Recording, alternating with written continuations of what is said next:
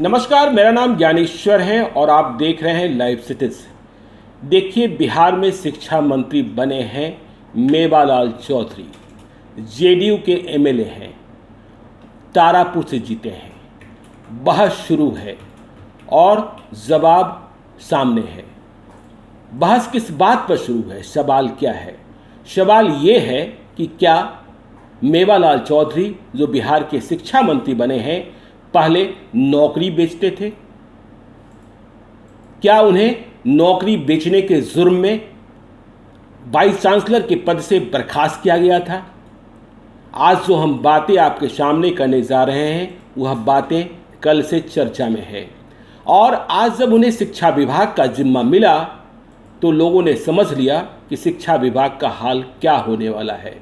क्या यहाँ भी नौकरियाँ बिकेगी? देखिए, यह मामला इसलिए गंभीर है क्योंकि बिहार के मुख्यमंत्री नीतीश कुमार जीरो टॉलरेंस की बात करते हैं करप्शन के मामले में, लेकिन मेवालाल चौधरी के मामले में किरकिरी हो रही है। और आज देश के राष्ट्रपति महामहिम रामनाथ कोविंद को भी ताज्जुब हो रहा होगा कि मेवालाल चौधरी को बिहार का शिक्षा मंत्री कैसे बना दिया गया। अब आप कहेंगे, देश के राष्ट्रपति महामहिम रामनाथ कोविंद को कैसे ताज्जुब हो रहा होगा? तो आपको हम बताते हैं। आज जो हम बताने जा रहे हैं उनके सारे सबूत मेरे पास हैं।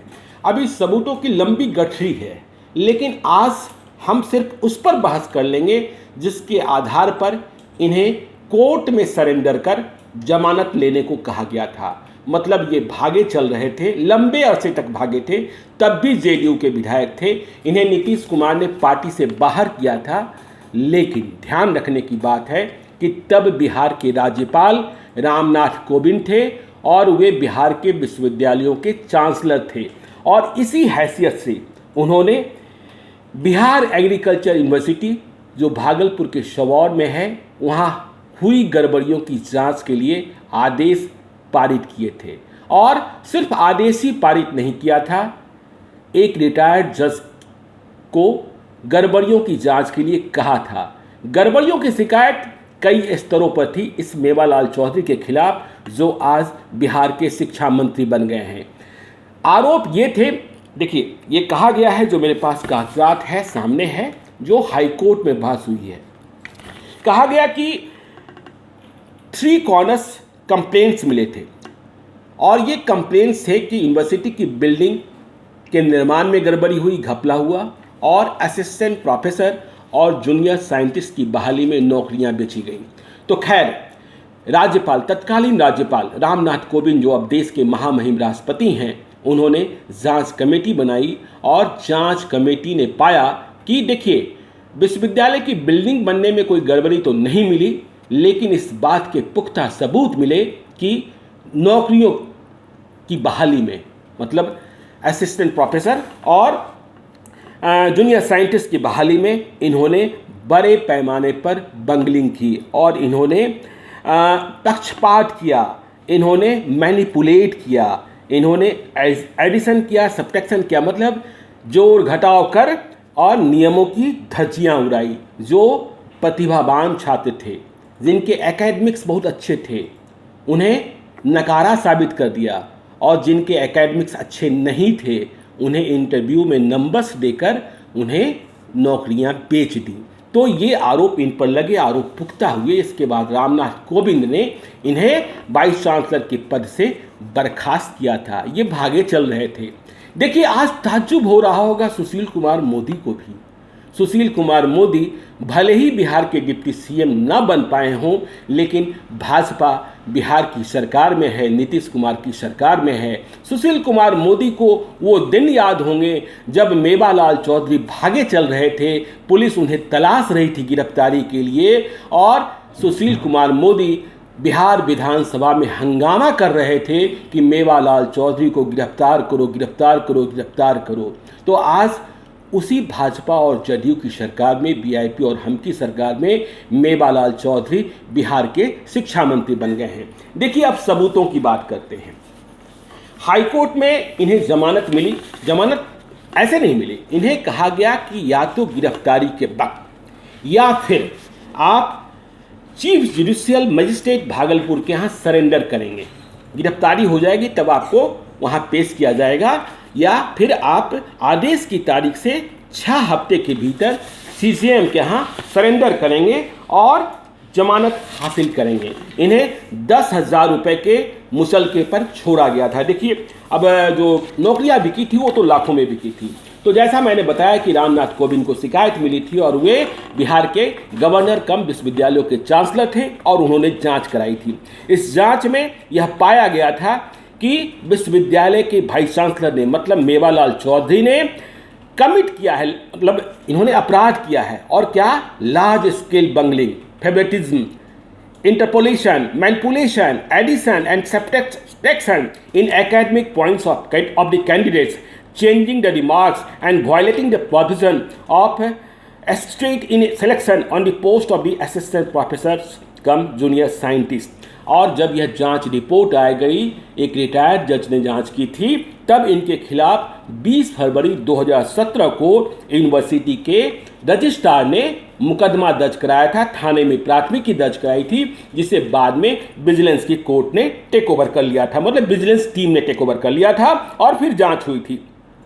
देखिए, अब इन्होंने जो बचाव, जब ये जमानत के लिए गए थे, लंबे अरसे से भाग चल रहे थे और आपको मैंने बताया ही, पहले भी बताया है कि इन्हें पासपोर्ट जमा करने को कहा गया था, क्योंकि तब यह इस बात का अंदेशा था कि ये विदेश भाग सकते थे। तब भागलपुर में शायद एसएसपी मनोज कुमार हुआ करते थे। तो इन्होंने अपने बचाव में कहा कि मैंने कोई गड़बड़ी नहीं की है, कि उन्होंने कहा कि जो नंबरों की हेराफेरी हुई है या जो आरोप लग रहे हैं उसके लिए 3 कमेटियां थी। एक स्क्रीनिंग कमेटी थी जो एप्लीकेट्स को सॉर्ट आउट कर रहे थे, दूसरी कमेटी इवेल्यूशन कमेटी थी, और तीसरी जो मार्क्स को इवेल्युएट कर रहे थे, और तीसरी कमेटी थी जो एकेडमिक रिकॉर्ड्स पर निर्धारण कर रही थी, और इंटरव्यू बोर्ड में जो एक्सपर्ट्स थे। देखिए, जो बात सामने ये आई और इन्होंने माना भी कि वे बस इसके हकदार थे, किसी के एकेडमिक्स को जो उन्होंने परीक्षाएं पास की हैं या उन्होंने जो उत्तीर्णता हासिल की है उसे तो ये बदल नहीं सकते थे। लेकिन इंटरव्यू के लिए जो 20 मार्क्स निर्धारित थे, 10 मार्क्स थे इंटरव्यू के लिए और 10 मार्क्स थे पावर पॉइंट प्रेजेंटेशन के लिए, उसमें ये हेरा फेरी कर सकते थे और इसी हेरा फेरी के कारण नौकरियां बिकी थी। तो इन्होंने माना कि देखिए, मैं इसमें कुछ नहीं था, ये तो कमेटी थी, ये फला था, ये ठिकाना था। लेकिन जो जांच रिपोर्ट आई और उसमें जो गवाहों ने कहा, उसमें कई लोगों ने इस पर भी सवाल उठाया कि पावर पॉइंट प्रेजेंटेशन हुआ ही नहीं था, और जिन्होंने नहीं किया उन्हें भी नंबर्स मिल गए थे। लेकिन कुछ लोगों ने कहा कि हुआ था, और इतना ही घपला नहीं हुआ। देखिए, जो नौकरियां बिकी, जो मेरे पास आदेश की प्रति है जिसके आधार पर इन्हें सीजेएम के यहाँ सरेंडर कर जमानत लेने को कहा गया था, उसमें यह बात भी सामने आई थी बहस के दौरान कि विश्वविद्यालय नया बना था, कि जो बहाली थी उसमें 5% सर्विस कोटा था, जो इन सर्विस थे विश्वविद्यालय के, उसमें भी इन्होंने गड़बड़ी कर दी थी, यह कहकर कि सर्विस कोटा के लिए एप्लीकेंट ही नहीं मिले थे। समझ सकते हैं, एप्लीकेंट ही नहीं मिले, तो उसमें भी इन्होंने बहाली में कुछ ऐसी नियुक्तियां कर दी जो आउटसाइडर्स थे।